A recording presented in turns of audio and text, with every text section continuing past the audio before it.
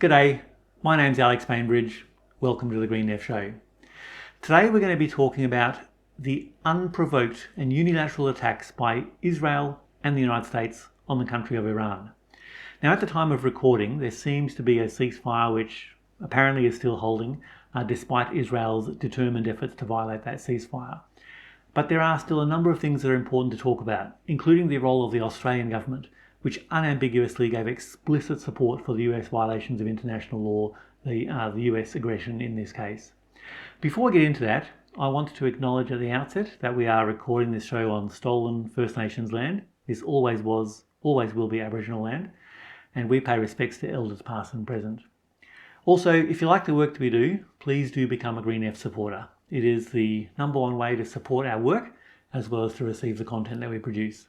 If you're not already a Green F supporter, you can find out more at our website. There's a link in the video description or the podcast description, wherever you're getting this episode of the Green F Show. Now, I'm here today with Sam Wainwright, who is a national co-convenor of Socialist Alliance. He's also an active member of Stop AUKUS WA. These military attacks that we've seen, Sam, against Iran, obviously they're violations of international law, clear violations of international law. They also run a serious risk of blowing up the nuclear non-proliferation regime. Limited protection that it does provide, it's still been seriously weakened by these attacks. I'm wondering if you can begin by just laying out how you think activists in Australia should be responding to these developments. In particular, do you think we need to be building a new anti-war movement, or how does this connect with Palestine solidarity that we're already doing? Look, I think it is inevitably connected to our solidarity with Palestine because it can't be seen in isolation. This is part of the way Israel functions, and we should remind ourselves that, of course, that it's been preceded in recent times by Israel's invasions of both Syria and southern Lebanon, and that Israel has conducted such acts of aggression against its neighbours many times since its founding, basically, and that's been central to its founding. Israel functions as a wedge or a projection of Western and particular US power in the region, and that's inseparable from its oppression of the Palestinians. So certainly there's no possibility of just putting the question of the rights of the Palestinians in a box and treating it as an entirely separate thing, even though, of course, there's going to be a movement that's focused on that in particular, and that's going to be the passion of some people necessarily, particularly given the genocide at the moment. But yes, Israel's conduct in Gaza can't be disconnected from its geopolitical role, and it does speak to the fact that we need a peace movement in this country that supports the struggle of the Palestinians, but is broader than that as well, and argues for Australia to play a constructive role in world politics and world affairs, and that for that to really be true, Australia needs to have an independent foreign policy based on peace and justice in the world, and for that to be true, we really need to break the military alliance with the United States. Thanks for that. Now, on Sunday, after the US bombing, the Australian government released a statement which gave very sort of vague and diplomatic calls for quote-unquote de-escalation on both sides, but it failed to give explicit support to the United States bombing. The next day, however, Foreign Minister Penny Wong came out, and since then Anthony Albanese as well, and between the two of them they have repeatedly said that they give explicit, unconditional support to the US military actions against Iran. I'm wondering, Sam, if you can comment on the role of the Labor Party leaders, obviously more so when they're in government than when they're in opposition, but Labor Party leaders giving this support to US military adventures in the Middle East. The Australian government inevitably has to support both Israeli and US actions because they support the function of Israel. As a former Secretary of State declared, Israel is the largest aircraft carrier in the world that can't be sunk. That is its function, a garrison state for projecting US interests in the region and smashing any opposition, regardless of whether that opposition comes from democratic movements, secular movements for change, or from governments that are oppressive that the United States doesn't like. That's not really the point. That's a secondary consideration. And I'm sure we'll get to that when we talk about Iran. That's the function that Israel plays. And the Australian Labor Party in government has always supported that function of Israel, and that's why the Australian Labor Party in government cannot seriously confront what Israel is doing in Gaza at the moment. That's why inevitably the fact that Israel has an endless free pass to break international law, to break nuclear non-proliferation treaties, to break every rule in the book, ultimately they're never going to question that either. They're going to go along with it. So just as they did, just as they have given tacit support to the genocide in Gaza, so too they give tacit support to Israel's actions against Iran. That's been the role they've always played, and unless and until this country breaks the US military alliance, that's the role Australia's going to continue to play. Following on from that, we all know Penny Wong and Anthony Albanese are very adept at giving vague calls for de-escalation or calls directed at both sides, but studiously fail to criticise the aggressors, which in this case is Israel and the United States. Can you say what you think they should be doing instead? What policy should the Australian government be pursuing in these circumstances? Well, first, just a comment on their, like in both instances. First, the so-called preemptive Israeli bombing raid, they called for de-escalation, but then said, "Oh, but Israel has a right to defend itself," which of course is completely ludicrous, given Israel was the one that's carried out the offensive action and broken international law. And then the same thing when the United States also carries out its completely illegal bombing raid on the United States. Call for de-escalation. Oh, but we support the US action.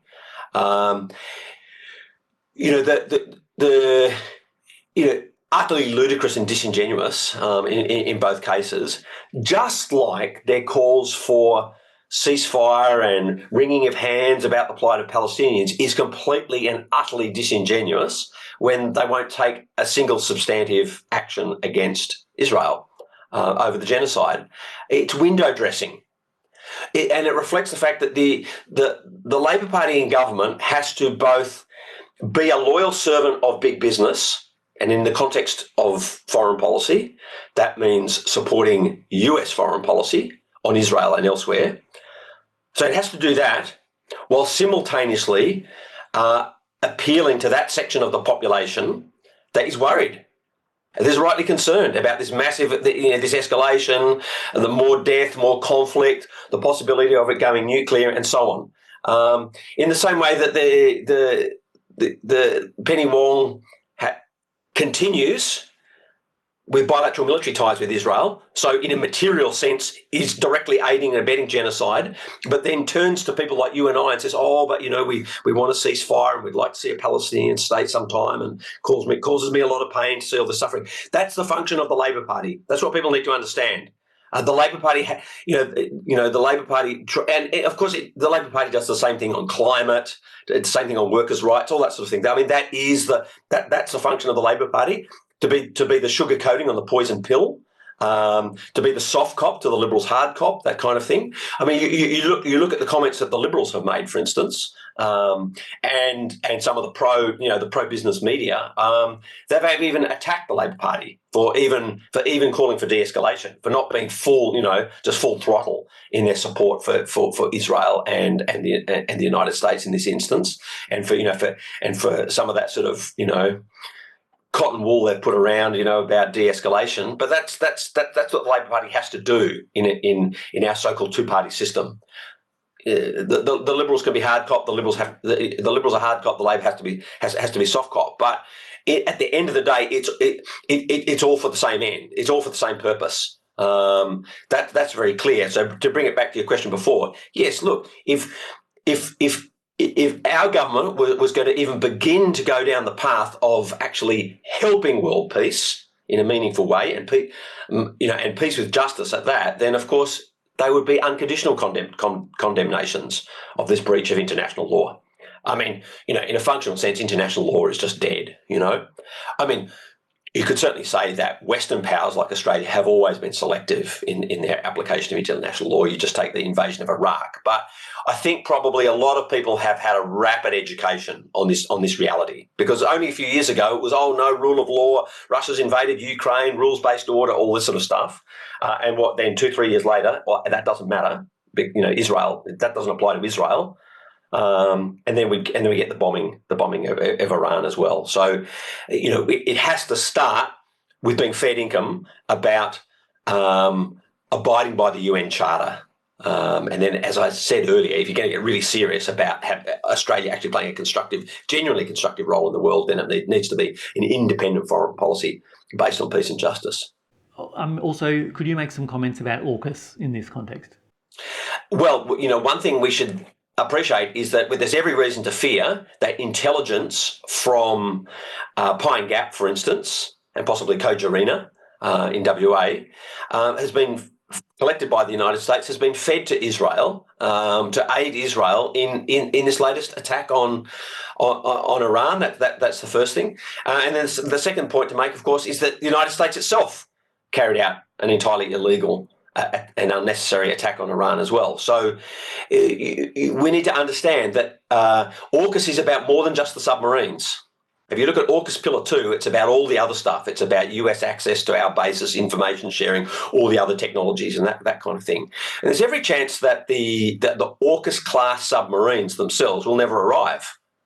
But the whole process will have opened the door to the greater rotation of US and British nuclear-powered submarines, and then in the future, potentially nuclear-powered and armed submarines, and US bombers, B-52s based at Tyndall in the Northern Territory, potentially nuclear-armed as well. And so it's just the whole AUKUS process is about a greater integration of Australia into US military policy and operation. So so it's not just sort of diplomatically supportive, that sort of stuff, but a real total, there's all this talk about interoperability and all this sort of stuff. All this stuff is coming, well, I mean, a lot of it existed already, but AUKUS Pillar 2 basically opens the door to a whole lot more of it. So we are being more closely integrated into US foreign and military policy precisely at a time when the US and its closest ally in the Middle East, Israel, are going on a violent murderous rampage, and the United States is still gearing up for a potential war with China. It's very clear that any hope for peace and justice has to start with heading in the other direction. And our demands for people who are genuine about peace with justice has to be no US bases. We need to head in exactly the other direction. And any suggestion that Australia, because you as someone who's involved in the Stop AUKUS WA campaign here in Walyalup, Fremantle, where I live, people say, but who would defend us? All this sort of stuff. I mean, we should be very clear. There is no external threat to Australia, not of an invasion armada type invasion threat to Australia. The only power in the world that can carry out full scale, Armada-style invasions across the other side of the world is the United States. Not even Russia or China can do that. Only the United States can project military power, carry out those kinds of invasions. So there is no invasion threat to Australia. We know that's completely ludicrous. We know it's ludicrous to suggest that China would attack the shipping lanes with Australia, and China's our main trading partner. On every turn, there's no sense to that AUKUS package. We know that the US pivot to Asia is not about anything bad in particular that China does. I mean, not that I endorse everything that China does, but it's about saying to China, no, you can make our washing machines, but you're not going to get semiconductors, and you're not going to catch up to the West in a whole range of areas of technology and economy, and we're going to block your further diplomatic and military growth by force if necessary. That's what it's about. And I mean, it's what should be terrifying is the fact that the Labor government is still utterly committed to going down that path, notwithstanding the absolutely mad declarations of Trump. I mean, this pivot to Asia, of course, began under Obama. So it's bipartisan policy in the United States. This preparedness to risk a nuclear war with China in order to stop China's further economic growth. This was already baked into US policy under Obama. Understand that, right? So it's bipartisan policy. But the fact that Trump's most extreme ramblings and open declaration that he doesn't care about international law, witness Greenland, Panama, Canada, all the rest of all these other declarations, and the most recent stuff around Israel, which the Democrats would have gone along with as well, of course. But, the fact that, and bear in mind that when this massive increase in military expenditure, the alignment with the United States, the AUKUS, remember the language that was used, China threat, world-based, rules-based order, all this sort of stuff. Oh, okay, well, you can't possibly run the rules-based order line with Trump, but they're still going along with it. And so it is actually really urgent now that we need to break Australia away from this from this military alliance. This is really, there is zero possibility of making a better world if we are embedded in this military alliance. There is zero possibility of harnessing the human and material resources we need to confront climate change and to bring peace and justice in the Asia Pacific, all that sort of stuff. If we are locked into gearing up for a new Cold War, and heaven forbid, a hot war with China. And the rhetoric about, poor Australia, we need someone to defend ourselves. I mean, this is completely ludicrous stuff, And you look in terms of one of the things that I think we can be doing, the progressives in Australia, is starting to project or a vision for peaceful cooperation in Asia Pacific and in Southeast Asia.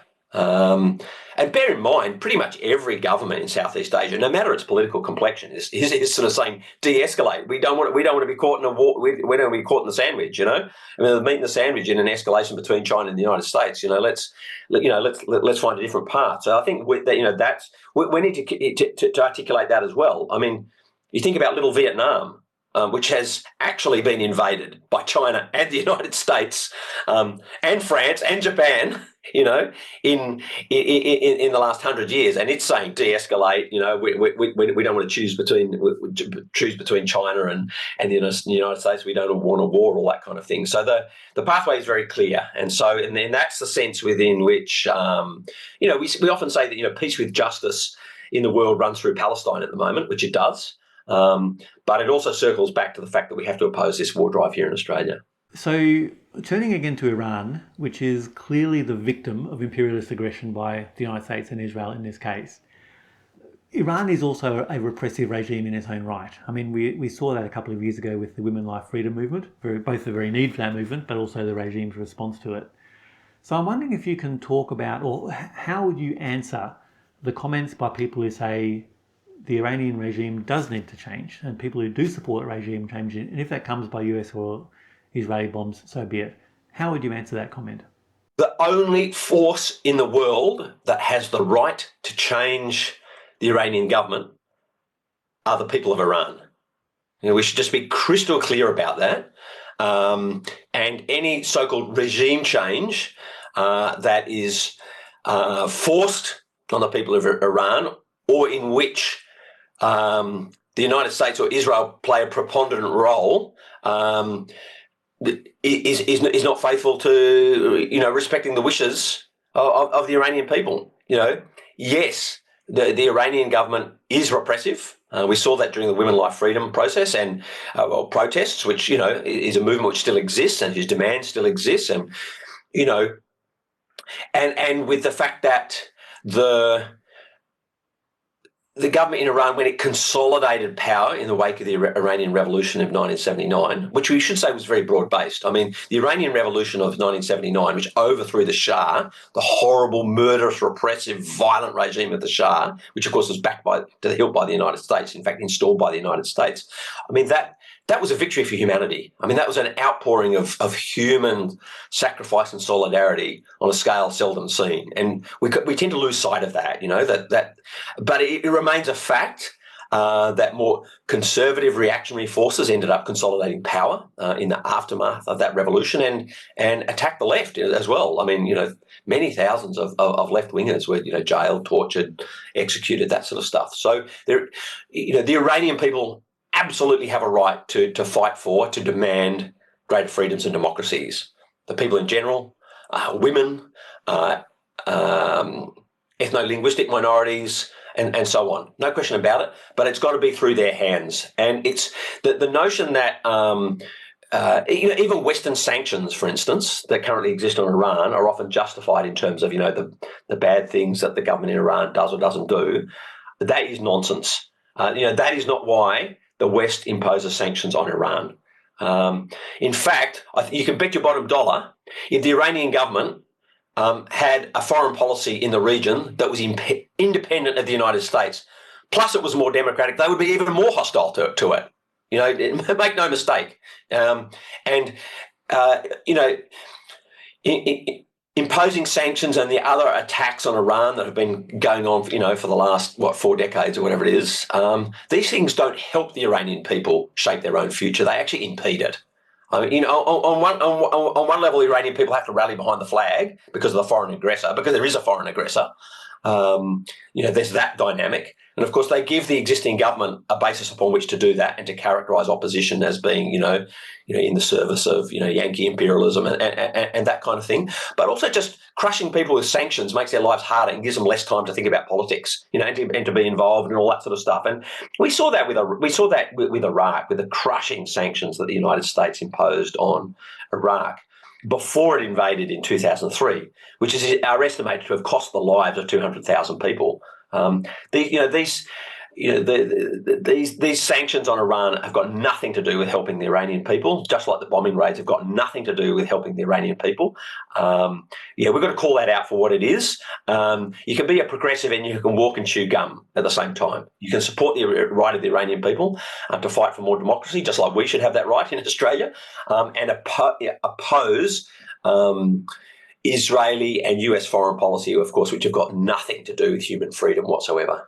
You mentioned earlier that Israel's attacks on Iran are connected to Israel's genocide against the people of Gaza. And in fact, the genocide has continued absolutely unabated while these attacks on Iran have taken place. Do you think that the attack on Iran was simply a distraction from this genocide, a means to enable this genocide to continue with less criticism, or does it represent something else? And what would you say about what needs to be done in terms of Palestine solidarity right now? The attacks on Iran, of course, they in a media sense, they did distract people from the ongoing genocide in Palestine, in Gaza in particular. And of course, for those of us paying attention, know that the current Israeli practice of putting out small amounts of aid as bait and essentially using it and then shooting in cold blood Palestinians who come out to try and seek some of that aid, that policy has continued. And I think, certainly there were some supporters of Palestine early on in this sort of later cycle of bombing of Iran by the United States who thought it was just a distraction, tool of distraction. I don't think that's true. I mean, clearly while it did serve to distract us from what was happening in Gaza, there's this broader strategy at play for Israel. There's no question about that. I mean, Israel does have a policy of trying to smash Iran, both its military capacity, and I mean, we haven't really talked about this, but it's widely acknowledged that Iran was not on the cusp of being able to build a nuclear weapon, and US intelligence, in fact, confirmed that, of course. But that said,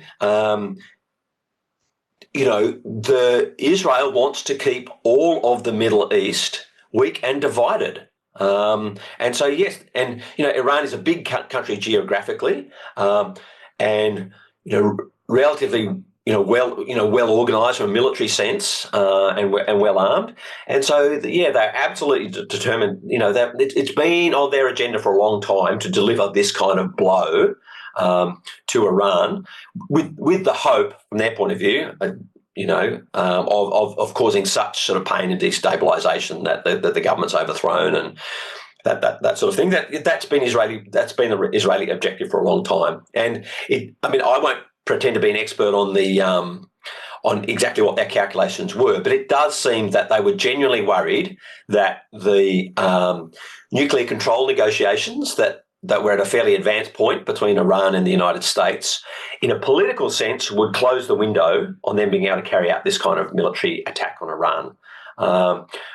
If Iran had signed a deal with Trump, committing not to use enriched uranium for a nuclear weapons program and all that sort of stuff, and the United States has signed it, and there'd been a bit of pomp and ceremony, that kind of thing, and in return, Trump had promised to relax sanctions on Iran and that kind of thing, and as we know, Trump does seem to be very transactional about these things.